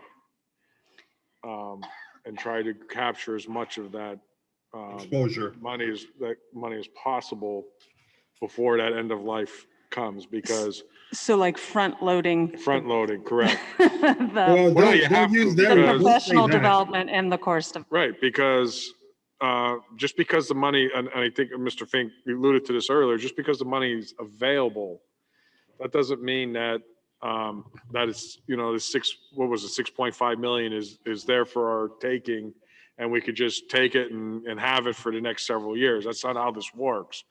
And it's very limited in where we can spend the money. So if there's something that we know we can get reimbursed for now, then we should write it up and say this is what we're going to do, and start the initiative and put the money in and get the grant. I mean, we can't push it off at our leisure if we want that money, the grant money, to be used. So I think that Linda, great job on that. There was a lot of information that was presented. There was a lot. At that meeting. And one of the things that I think that my recommendation to the board is that I think that Kelly should possibly do a presentation in the very near future talking about these summer programs and what we're talking about doing, because the concern that I raised up at the curriculum meeting was we did a survey of parents and we got feedback from a percentage of those parents, but did we hit all the parents that were what was our target, K through 8? Are there parents that might not have had access to, the survey or even knew about the survey, and their students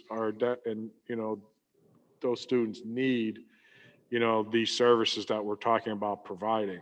Yeah, and we need to make sure we get to them, because we can expand this program to fit those students who need help. So Right, and I think that it goes back to what we were talking about earlier, and what Mr. Rizzo presented about the additional help and everything else, and the loss of learning that we know. So this is like one of the first recognized steps that we're putting in place over the summer to provide resources to students from a reading and math perspective to try to reduce that loss of learning. But I think it's important that we take some time at probably the next board meeting, if possible, to kind of not necessarily dive into all the details that we talked about at curriculum, but give enough of an overview of what's being discussed and what's being planned or would like to be planned, so that the parents could see and understand. And we still have to figure out, did we get all the parents that within that K-8, do they have the ability to respond, or do they have the ability for those services that we're talking about? So it's something that I think that we should do. And I think, and the last note is from the cyber side of it as well, maybe we need to wrap that in to this presentation, because I think it's important for us to, if we want, and if we have a vision of working and building this program out so that we have a top-notch cyber school, which I'm certain that we will, without the effort that's going to be put towards it. But I think that we should start to show, what we're talking about doing and what that plan looks like over the next several years. Yeah, so we'll work on that. That's a great idea. That would definitely bring more exposure, as we did discuss during curriculum, that it would bring more exposure, let more people know that it is available, and help for Dr. Murray to help plan for the staffing and what your specific needs are going to be there, but would also get more exposure and presence out there regarding the cyber and the exciting pieces that are happening and that. So yeah, if you can put something together for us, and Mr. Rizzo will get that on the agenda as well. Okay, thank you. Any other questions or comments for Mrs. Fazzini?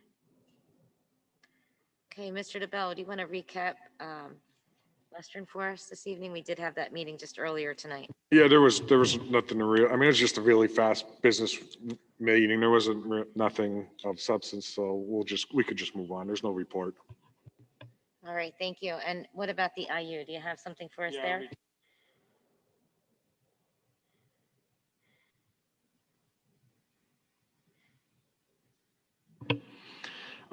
So the IU, we met a few weeks ago, and I'll just hit a couple of key things. The IU is proud to serve as a vaccination location during the month of March through partnership with AMI and assistance of the National Guard, administer 10,600 vaccines across Montgomery County.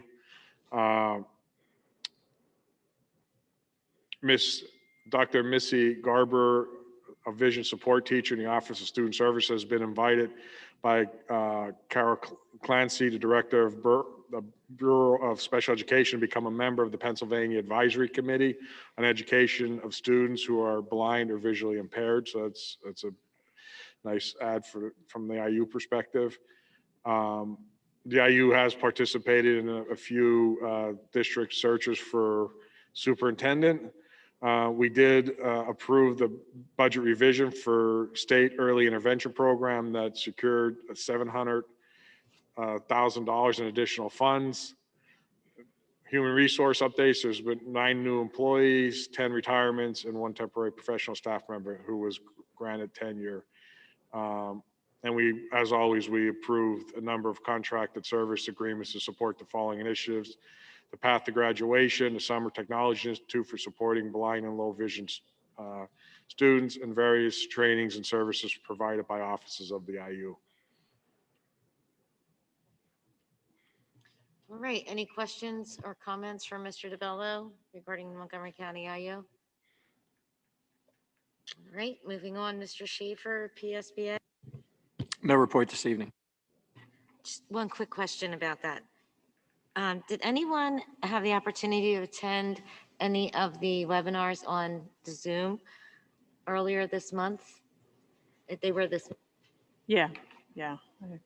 They were good. They were really good. It's been a long time. And then I attended some NSBA Thursday, Friday, and Saturday too. Yeah, I attended the NSBA too. I thought it was a colossal waste of time. Okay, then. Well, I would say the PSBA professional development was, I thought, worthwhile. well, at any point, if you attend some of those and want to share any insights that are worthwhile with us, please Well, feel I told free. Mrs. Fernan, I recommend that when it comes up again, people ask around before we invest the money and see.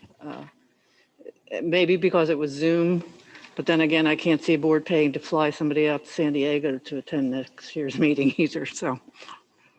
Well, I think there's a significant difference between the in-person conferences and the takeaways and everybody's trying, these associations are trying their hardest to, it's much different. Well, So, what they were trying to do was sell you stuff. Seriously, it was one sales pitch after another. So. yeah, I'm sorry to hear that. But just, there is a big difference between being able to go and listen to other school systems. That's where best practices sometimes get shared from outside of our little ecosystem here. And I'm so sorry you had a tough experience. 10 hours of fun and games. Okay, we're going to move on then with Mr. Rizzo, our acting superintendent. Do you have more to share tonight? I do. It's actually quite brief. Vaccines at Springford. Many of you know this past weekend, we completed days 4 and 5 of vaccine distribution. The medicine shop administered 750 vaccines to our staff and community this past weekend, and this upcoming weekend marks the last day of our commitment where we will administer 1,000 doses. Ed and his team will continue to distribute vaccines at Boyertown Area High School, and we will happily continue he will happily continue to vaccinate our Springford community members at that location.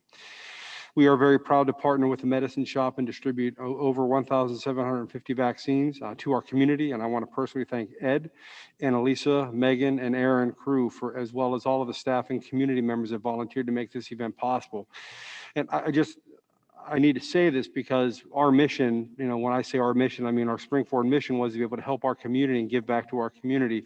It wasn't about attention. It wasn't about press. It was about doing what's best and helping a community that's in need.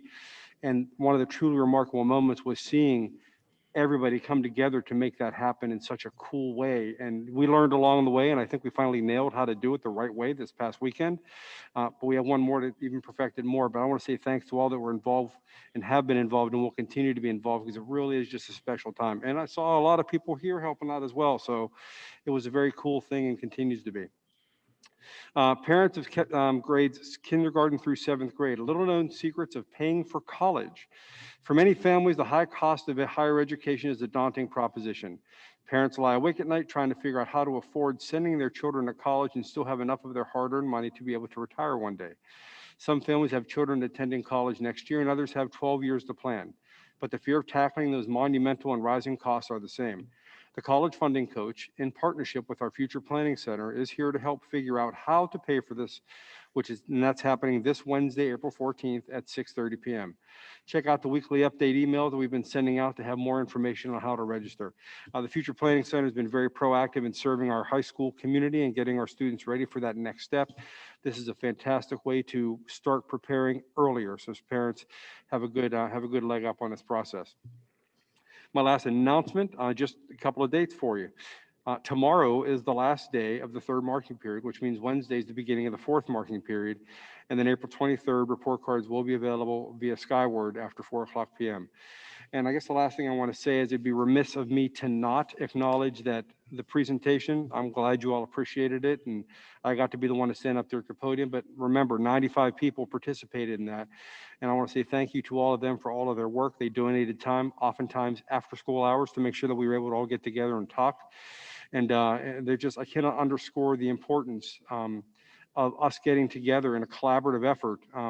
Teachers, administrators, district office. I mean, we all got together to talk about what was needed. And so I want to say, well, I appreciate the positive comments. It was the team that made that happen, and I did not give them enough credit during the presentation. So thank you for that. And that's the end of my report. Mr. Rizzo, do you also want to confirm for the community that we are having one of our first in-person events this week with the NHS piece? Did you want to comment on that at all?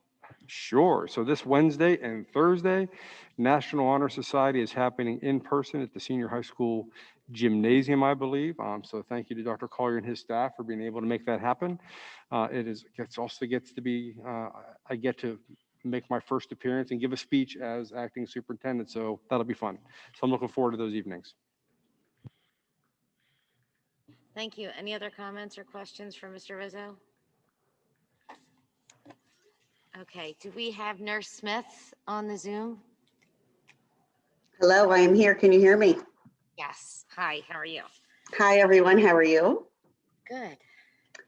Well, at the last meeting, we had discussed that nurses were working to revise the process for our contact tracing for fourth quarter.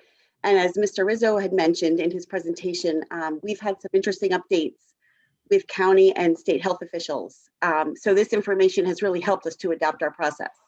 So first is the good news, and that's that the county and the state evidence has shown a low rate of COVID transmission within classrooms and school buses. While we've recently seen an increase in local transmission, particularly among students in extracurricular activities, sports, and through community and household exposure, the Office of Public Health reports only a 1% to 2% rate of transmission in schools.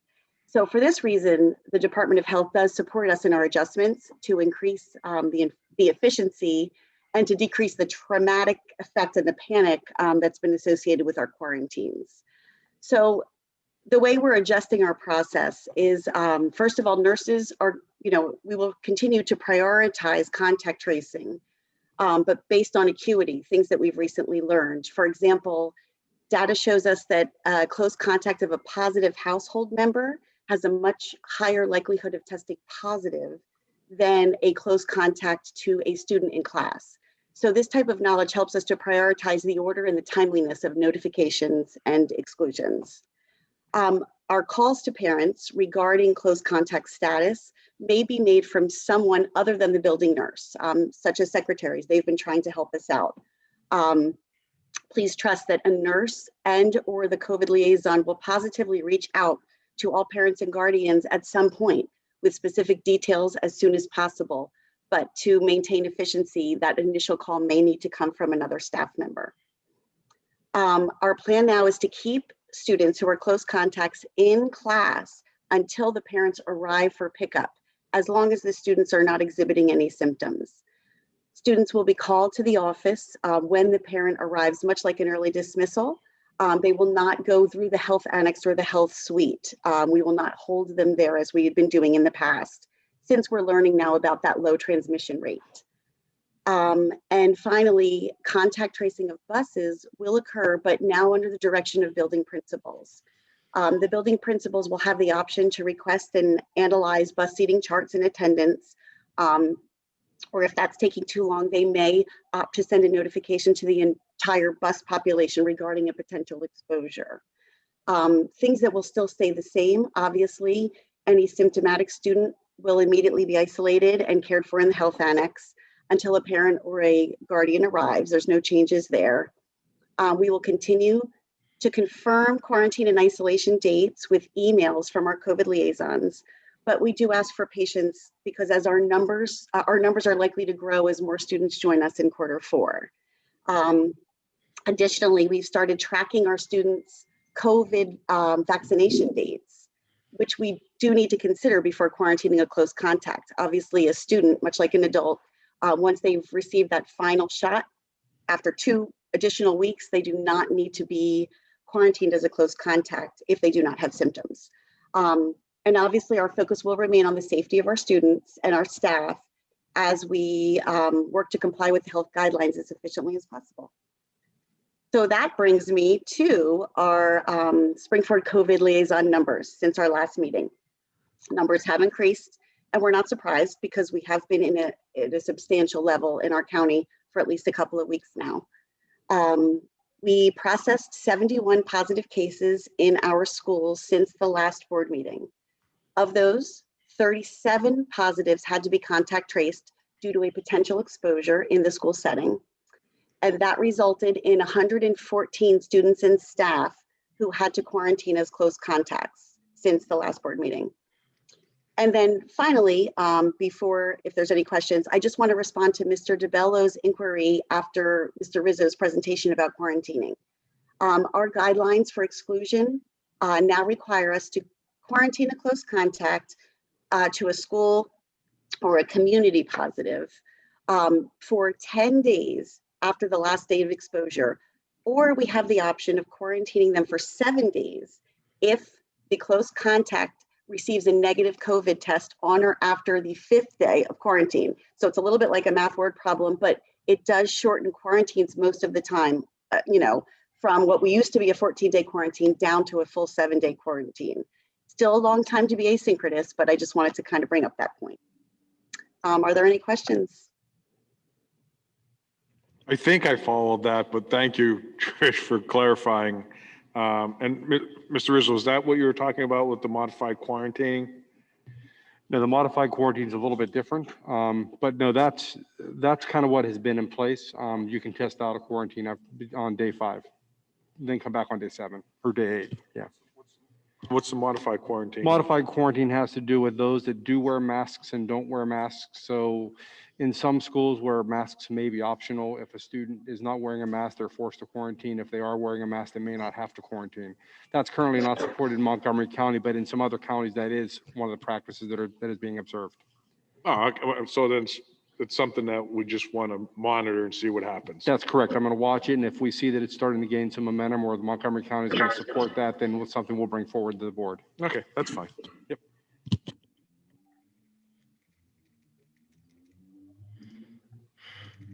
Okay, anyone else have any comments or questions for Nurse Smith? Okay, then I just want to say thank you. That was definitely a full report this evening with lots of good information. And it does appear that the trend continues to move us forward. So very grateful for that and for all you're doing there.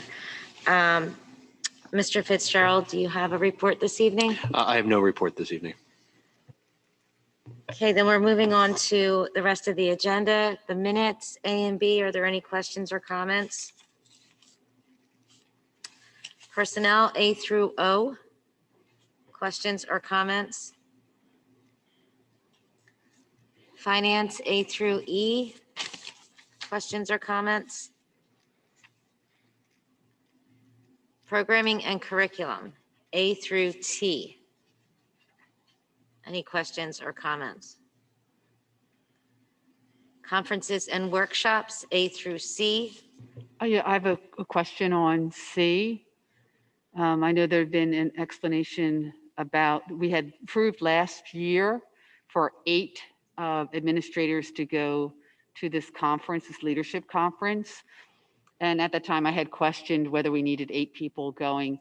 Now, Mr. Rizzo, you have suggested that 11 go. And I know that you had talked a little bit about why. Could you give an explanation as to why we would need 11 of our administrators to go to this conference? Sure. So primarily, now, first thing, this is eligible for Act 45 or what they call PIL credits. And our administrators are required every 5 years to get 180 hours of Act 45 credits. So this helps satisfy that. And part of the agreement that they have is that we do provide opportunities for our teachers, or our administrators, to receive that. This particular conference, we did have 8 last year that we put in to go. There were more that wanted to attend, and we actually told them no because they missed the deadline, and we were trying to get the board motion moving forward. So when we brought it forward this time, we did open it back up to them. This is, in many cases, this conference is used as a summer retreat for administrators. Oftentimes, they encourage you to send teams. In this case, all of our K-6 principals would be attending, and it would be a team building activity. I would like to attend, but I'm happy to stay back if it will allow them an opportunity to go. And it is being covered by Title II funds. So we thought this, even though the price ticket's a little bit on the high side, part of the reason why it's as high as it is the COVID mitigation. For some staying in a room by themselves or traveling separately, it does increase costs a little bit. That's a not to exceed amount. It's not going to go above that amount. And most likely it'll be a little bit less than that amount. But there's a lot of value in the team building aspect of that. And then they can continue working even beyond that to earn an additional 50 hours 50 pill hours as they do work beyond this conference and into this throughout the school year. It's not just a one and done kind of a thing. And, but administrators have the opportunity to get the Act 45 pills credits through other opportunities, like through the intermediate unit? They do. There are a lot of opportunities. A lot of them are virtual right now. And if you go through the what I call the SAS portal, pdesas.org, you can do, there's a lot of sessions that you can earn a few hours here and there by participating in those virtual opportunities. This is just one of the live ones that is usually very highly rated. And team building opportunities I love the idea of team building opportunities, but I wonder in a workshop in which you are going to be up there with a lot of other people, if there wouldn't be, and you'd probably be separating other groups, other team building opportunities that we could do among our administrators closer here. I just question, it seems like a large price tag right now to send, and it's also 3 days in which we have 11 of our administrators not working, but out getting professional development. This seems a lot. I'd love the idea of a train the trainer where the administrators that go have that opportunity to come back and share what they learned with our district. So it's just my opinion. Thank you.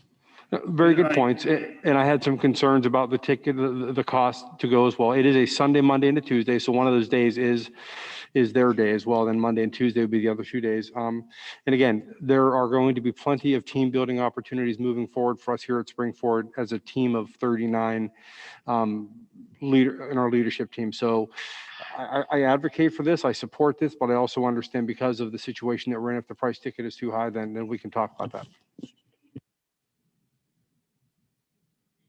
Mr. Jackson, were you going to comment? It sounded like maybe you wanted to say something as well. I keep it simple. I agree with Dr. Wright on this one. I support her position and her comments on this. Okay, are there any other questions or comments related to this? Okay, now other business, A and B, questions or comments?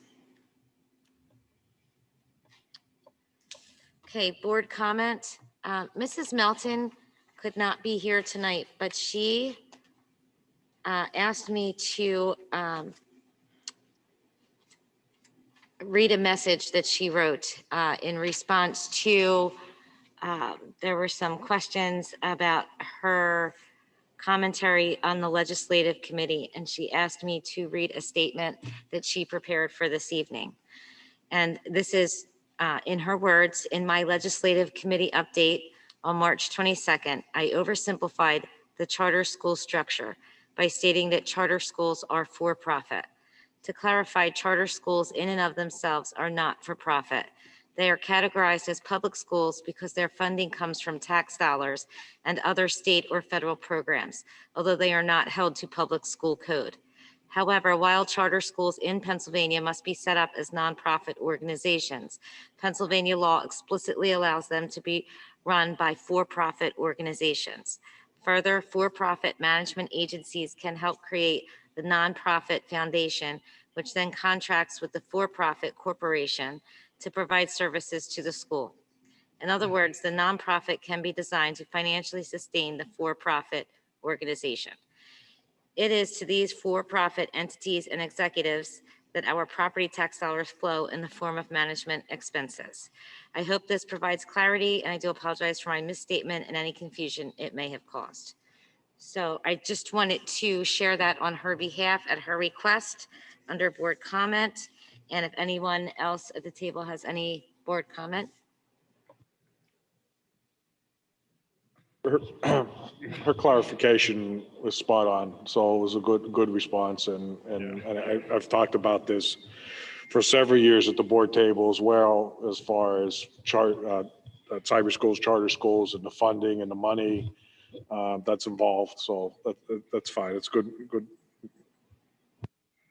Good clarification, and I don't think there was any malicious intent in what she had said. It was just a simplification of that process because it is so arduous, so tenuous. So I thank her for the clarification, and With that, is there any other board comment at all this evening? Just one thing for Mr. Rizzo in the presentation. Mr. Rizzo, when you presented this back to us with the cost, just make sure you ask for everything you need. Everything. So to be clear, you want everything. I want you to ask for everything that you need. You got it. Next year is, who knows? So please just, whatever you need to manage the district and to take care of our kids and the staff and administrators, please do that. On behalf of our district administration, our building administration, our staff, we thank you for that. That doesn't mean you're getting it. You're just saying ask for it. Well, you have not, you ask not, right? You have to ask, Yeah. it's the same thing with property, property, we ask for everything and we The get door is nothing. We keep asking. Okay. Isn't property the most important committee? Absolutely. Always have been, always will be. Right below finance. We love Mr. Hunter. Yeah, we do. Okay, I'm done. Like Mr. Fink. Him too. Okay, All right, thank you. that's all I And have. then- Okay, and then public to be heard. Is there anyone in the room that would like to make a comment this evening? I think we did have somebody earlier.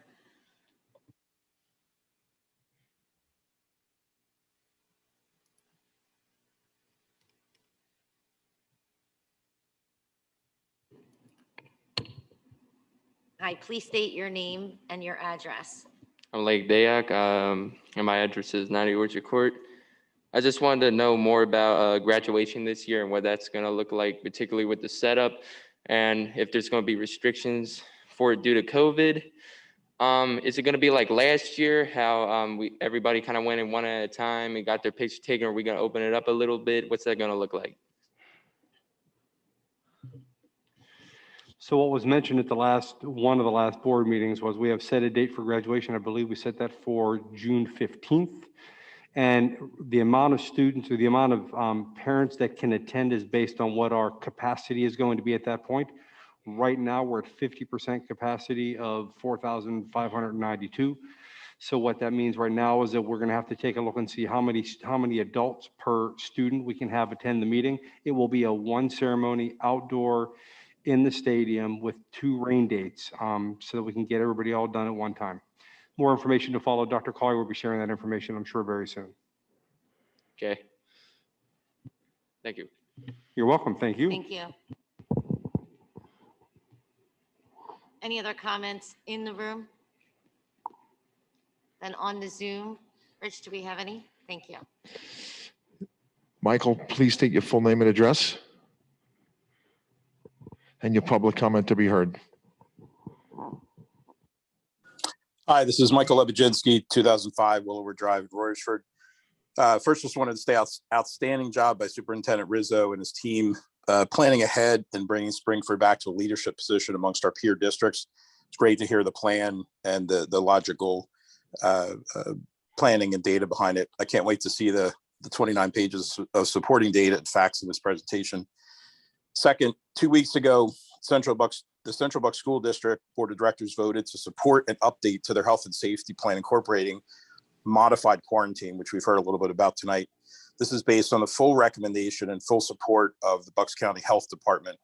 Their health department is led by Dr. David Damsker, a board certified physician, not the medically unqualified Montgomery County policy bureaucrats who 3 times disrespectfully interrupted Ms.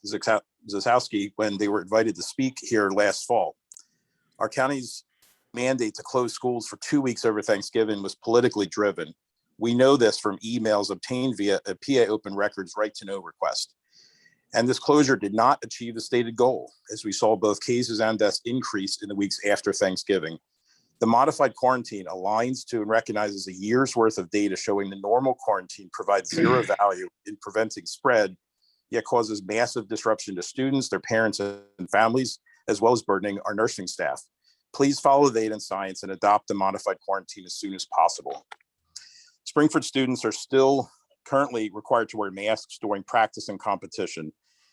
Consider the lunacy of such a requirement, requiring a student athlete to place a cloth over their mouth when they are exerting significant cyclical air pressure on their young lungs. I drove by PV several weeks ago and was shocked to see student athletes running around the track in the rain with masks that we know are completely ineffective when they become wet. This is exactly why student athletes in Florida, Texas, Georgia, Mississippi, Iowa, North Dakota, South Dakota are not required to wear masks during training and competition. More regionally, the Eagles and Steelers did not mask during competition and practice this season. Quoting a November 24th, 2020 Philadelphia Inquirer News article, quote, "Players will not, however, be required to wear masks at the line of scrimmage because doing so could dangerously restrict their breathing," unquote. I'll read that again, because doing so could dangerously restrict their breathing. More locally, student athletes in the Souderton School District have never been required to wear masks this school year on the basis of the Section 3 exemption in the Health Secretary's order. And finally, the Central Bucks School District, again, widely recognized as the most successful in this area with their COVID health and safety plans. Their board voted several weeks ago that student athletes are no longer required to wear masks during competition and practice. For the health and safety of our student athletes, I implore the board to consider a common sense motion to remove the Okay, we're masking at 3 requirements. minutes.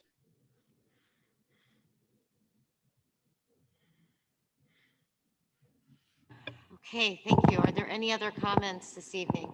At this time, there were no hands raised. Then do we have a motion to adjourn the meeting? So moved. Second, Meeting adjourned. thank you.